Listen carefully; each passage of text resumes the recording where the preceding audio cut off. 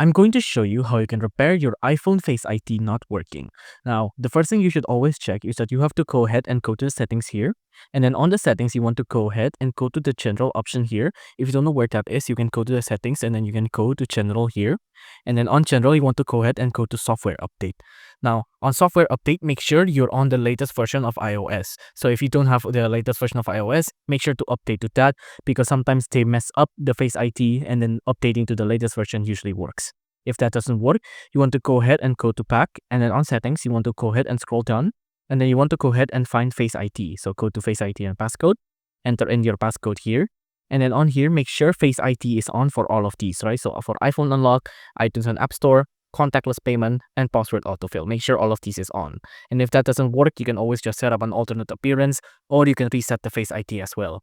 The thing you should always try again is also to inspect the true depth camera. The true depth camera is usually not visible, it'll just be black, but if you usually shine a light on it, you'll see a couple of 3 black dots there. That's the true depth camera. And another neat trick you can try to inspect if the true depth camera works or not is that if you turn on the screen here, and then you can turn it on, you can see it's flashing right there, right? That's the true depth camera doing its thing. You can't see this light with your naked eye, so you can't see this, but you can see it through a camera. So if you point your camera's phone into here, you can see it'll just flash like that. And if it's flashed like that, then that means it works. If you turn on your phone and it doesn't flash, then that means there's something wrong with your true depth camera.